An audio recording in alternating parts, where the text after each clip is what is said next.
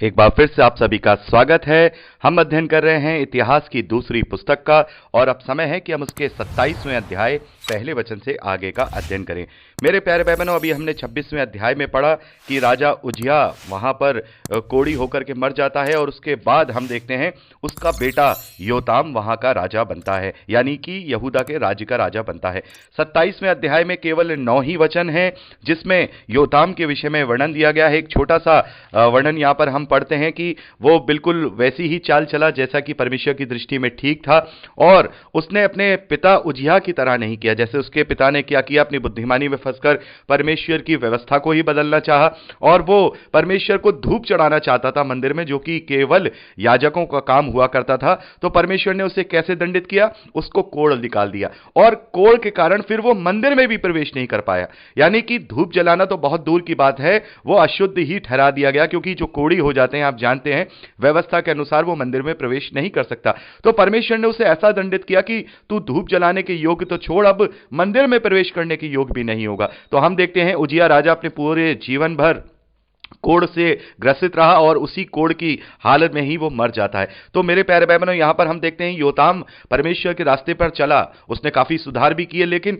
उसने कभी भी मंदिर में इस प्रकार की व्यवस्था को बदलना या परमेश्वर के जो आज्ञाएं हैं उनको बदलने की कभी कोशिश नहीं की और अपने पूरे जीवन भर वो परमेश्वर के रास्ते पर ही चला है। इसके बाद हम देखते हैं उसकी मृत्यु हो जाती है। 28वें अध्याय में देखते हैं कि उसका जो बेटा है जिसका नाम आहाज है वो यहूदा का राजा बनता है। मेरे प्यारे भाई बहनों, अभी तक हमने देखा कि इज़राइल में जितने भी राजा हुए हैं वो सब परमेश्वर के विरोध में हुए हैं, लेकिन यहूदा के देश में सारे के सारे राजा परमेश्वर के विरोध में नहीं रहे हैं। यानी कि कुछ विरोध में भी रहे हैं और कुछ परमेश्वर के रास्ते पे भी चले हैं। कुछ शुरुआत में अच्छे थे और बाद में वो परमेश्वर के विरोध में हो गए, लेकिन उनकी बुराई ऐसी नहीं थी जिन्हें हम ये कहें कि परमेश्वर की दृष्टि में बहुत घृणित थे। जैसा मैंने आपको बताया कि उनका जो कैरेक्टर है उन्हें हम ग्रेइश तो कह सकते हैं कि भाई ग्रे कैरेक्टर के थे, वो ब्लैकिश नहीं थे। यानी उन्होंने बिल्कुल पूरी रीति से परमेश्वर का विरोध नहीं किया था जैसे आहाब ने किया था। लेकिन ये जो राजा आहाज यहां पर जो अब राजा बना है यहूदा का, जो कि योताम का बेटा है, इसने एक उससे भी बढ़कर और बुरे काम किए हैं। आहाब के समान ही उसने सारे बुरे काम किए हैं। तो हम ये कह सकते हैं कि यहूदा के राज्य में एक ऐसा राजा भी हुआ है जिसका नाम आहाज है, जो पूरी रीति से ब्लैकिश कह सकते हैं, उसे हम पूरी रीति से परमेश्वर के विरोध वाला राजा कह सकते हैं। और उसके इतने कार्य जो उसने किए हैं इतने घृणित हैं जिसका वर्णन आपने यहां पर पढ़ा ही होगा। यहां पर हम देखते हैं कि उसने कोई भी ऐसा मूर्ति पूजा का कार्य नहीं है जो उसने ना किया हो। जितने देवी देवता होते हैं उन सब की उसने उपासना की है, उसके पीछे वो चला है। यहां तक कि पेड़ों के नीचे भी उसने बलियां चढ़ाई हैं। यानी कि पेड़ पौधे नदी जितने देवी देवता थे वो सबको माना करता था। परमेश्वर को छोड़ वो उन लोगों को, उन पराय देवी देवताओं के पीछे चला करता था। और सबसे घृणित बात मेरे प्यारे भाई बहनों, यहां पर हम देखते हैं कि सबसे घृणित बात यह है कि उसने उन देवताओं के लिए अपने बच्चों को भी होम बलि करके चढ़ाया है। मेरे प्यारे भाई बहनों, उस समय में जो बाल के देवता हुआ करते थे, अशूरी देवी देवता हुआ करते थे, उनकी यह परंपरा हुआ करती थी कि वो मन्नत जब उनसे कोई मानता था तो वो लोग अपने बच्चों को, अपने पहलौठों को होम बलि करके चढ़ाया करते थे। होम बलि का मतलब तो आप जानते ही हैं, जो बलि जला करके दी जाती है। तो कितना घृणित कार्य है कि अपने ही पहलौठे बेटे को मार करके उसको जला देना किसी देवी देवता के लिए, तो जिसके विषय में परमेश्वर ने मना किया है। इसे परमेश्वर ने घृणित ठहराया है कि तुम कोई अपने, हमने व्यवस्था विवरण में पढ़ा है कि तुम अपने बच्चों को होम बलि करके मत चढ़ाना, जैसे दूसरे पराई देवताओं के पीछे जो लोग चढ़ाते हैं।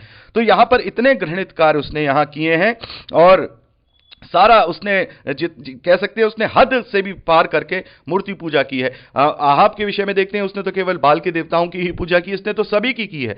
कोई इसने देवी देवता नहीं छोड़ा। आप यहां पहले वचन से लेकर के चौथे वचन तक पढ़ सकते हैं 28वें अध्याय में। तो इस कारण से परमेश्वर ने उसको इतनी विपत्तियों में डाला है। मतलब आप पढ़ सकते हैं कि वो हमेशा युद्ध में घिरा रहा, बंधुआई में रहा। और ऐसा नहीं है कि परमेश्वर ने इसको यहां चेताया नहीं है। जैसा कि मैंने आपको बताया है कि हर एक राजा के समय में, चाहे वो यहूदा के देश का राजा रहा हो, चाहे वो इज़राइल के देश का राजा रहा हो, सब राजाओं के समय में परमेश्वर ने कोई ना कोई नबी वहां उनके लिए दिए हैं ताकि वो उनका मार्गदर्शन कर सकें, उन्हें वो सही रास्ता दिखा सके। तो यहां पर भी हम देखते हैं कि आहाज के समय में जो यशायाह भविष्यवक्ता हैं वो मौजूद हैं। वही यशायाह भविष्यवक्ता जिनकी पुस्तक हम अभी आगे पढ़ते हैं, जिन्होंने सैकड़ों भविष्यवाणी प्रभु यीशु मसीह के लिए की हैं, और उन्हें हम एक बहुत ही ऐसा भविष्यवक्ता कहते हैं जिनकी भविष्यवाणियां पूरी हो चुकी हैं और बहुत सारी पूरी होने पर भी हैं। तो यहां पर हम देखते हैं कि आहाज के समय में भी यहां यशायाह भविष्यवक्ता मौजूद थे और परमेश्वर ने उनके द्वारा आहाज को चेतावनी दी है। इस बात को हम यशायाह भविष्यवक्ता की पुस्तक में अभी पढ़ेंगे 7वें अध्याय में। तो यहां देखते हैं कि आहाज ने उनकी बात को नहीं माना है, उनकी बात को नहीं माना है, और यहां हम देखते हैं कि वो अरामियों के और इजरायलियों के हाथों बंधुआई में रहा है। यहां तक कि इतना बंधुआई में रहा है कि उसके कारण जो यहूदा की जनता थी, यहूदा के जो लोग थे, वो भी बंधुआई में गए हैं। हम देखते हैं कि उस वक्त जो इजराइल का राजा हुआ करता था आहाज के समय में, वो पेकह हुआ करता था, और पेकह इतना जबरदस्त योद्धा था कि उसने वहां पर इजरायलियों को अपना बंदी बनाया, और ये सब परमेश्वर की ओर से हुआ था। अभी हम ये देखते हैं कि ये सब परमेश्वर की ओर से हुआ था, क्योंकि परमेश्वर का क्रोध आहाज पर आया था उसके कार्यों की वजह से। तो मेरे प्यारे भाई बहनों, यहां पर हम देखते हैं कि जब इजरायलियों ने अपने ही भाइयों को, यानी यहूदा के देश के लोगों को, क्योंकि वो भी याकूब की संतानें हैं, ये भी याकूब की संतानें, इन्होंने उनको जब बंधुआई में ले आया तो क्या करने लगे, इजराइल के लोग यहूदा के लोगों पर बहुत अत्याचार करने लगे, बहुत ज्यादा अत्याचार करने लगे। तब परमेश्वर ने अपने एक नबी को, जिनका नाम ओदेद है, आप यहां 8वें वचन से पढ़ सकते हैं, उनके बीच में भेजा, यानी कि इजरायलियों के बीच में भेजा कि भाई परमेश्वर ने अपने क्रोध के कारण इन्हें तुम्हारे हाथों में दिया है, लेकिन परमेश्वर ने इतना क्रोध नहीं रखा है कि तुम इनके ऊपर इतना ज्यादा अत्याचार करो। तो यहां पर भी हम परमेश्वर के प्रेम को ही देख रहे हैं। परमेश्वर का प्रेम ऐसा नहीं है कि वो बिल्कुल ही छोड़ देता है, वो ताड़ना के रूप में यहां पर इजरायलियों को ताड़ना दे रहा है। अगर वो बिल्कुल छोड़ देता तो फिर वो अपने किसी नबी को भेजता ही नहीं इजरायलियों के पास। लेकिन परमेश्वर ने पूर्ण रूप से इजरायलियों को नहीं त्यागा है। इस वक्त वो नहीं चाहते हैं कि हद से ज्यादा इन्हें ताड़ना मिले या हद से ज्यादा इनके ऊपर अत्याचार हो। तो हम देखते हैं कि ओदेद नबी के द्वारा परमेश्वर ने इजरायलियों को समझाया और इजरायली इस बात को मान गए और उन्होंने अपने भाइयों को, यानी कि यहूदा के देश के लोगों को वहां हम देखते हैं आजाद कर दिया, रिलीज कर दिया। इस बात को हम 8वें वचन से लेकर के हम इसको 15वें वचन तक पढ़ते हैं। तो यहां पर हमें परमेश्वर का एक प्रेम वाला कैरेक्टर और एक पिता वाला कैरेक्टर दिखाई देता है कि वो ताड़ना तो दे रहा है लेकिन वो बिल्कुल छोड़ नहीं दे रहा है। तो मेरे प्यारे भाई बहनों, इस प्रकार से यहां पर आहाज को भविष्यद्वक्ता यशायाह की चेतावनी मिलने के बावजूद भी वो नहीं माना। उसके ऊपर इतनी ज्यादा परेशानियां आई, बंधुआई आई, आराम का वो बंधुआई में आ गया, इजराइल के राजा के द्वारा भी बंधुआई में आ गया, लेकिन वो नहीं माना। और मेरे प्यारे भाई बहनों, जैसा मैंने आपको बताया यशायाह भविष्यद्वक्ता के बारे में, तो मैं आपको बताना चाहूंगा, अभी हमने पढ़ा उजिया राजा के विषय में जिससे कोढ़ हो गया था, उसके समय से ही यशायाह भविष्यद्वक्ता की जो सेवकाई है वो शुरू हुई है। तो हम यहां पर 4 राजाओं के विषय में देखते हैं। एक तो उजिया, उसका बेटा योताम, और योताम का बेटा ये आहाज, और आहाज का जो बेटा होगा यहूदा का राजा हिजकिय्याह। इन 4 राजाओं के समय में यशायाह भविष्यद्वक्ता की सेवकाई रही है। तो इस बात को हम यशायाह भविष्यद्वक्ता में पढ़ेंगे। इन चारों राजाओं के जो कार्य हैं, जो संदेश हैं, हम वहां पर भी पढ़ेंगे। और ज्यादातर हम हिजकिय्याह राजा के विषय में पढ़ेंगे, जो कि अभी हम 29वें अध्याय में पढ़ेंगे, क्योंकि हिजकिय्याह राजा काफी परमेश्वर के रास्ते पे चलने वाला एक राजा हुआ है और विश्वास में दृढ़ था। तो हम बात कर रहे थे यहूदा के राजा आहाज की। तो मेरे प्यारे भाई बहनों, यहां पर हम देखते हैं कि इतनी ज्यादा चेतावनियां और इतनी ज्यादा परेशानियों के बावजूद भी उसने अपना मन नहीं फिराया है, उसने अपना मन नहीं फिराया है। और यहां 16वें वचन से आगे पढ़ते हैं कि फिर वो अशूर के राजाओं से भी मदद मांगता है, और आपने यहां पर पढ़ा होगा कि वहां से भी उसे कोई मदद नहीं मिलती है। तो जिसे परमेश्वर ने छोड़ दिया तो फिर वो कैसे प्रबल हो सकता है? तो वहां से भी वो प्रबल नहीं हो पाया और वो किसी भी रीति से उठ नहीं पाया। और मेरे प्यारे भाई बहनों, इतने ज्यादा चिन्ह होने के बावजूद भी अपने जीवन में वो सुधरा नहीं, बल्कि और वो परमेश्वर के विरोध में हो गया।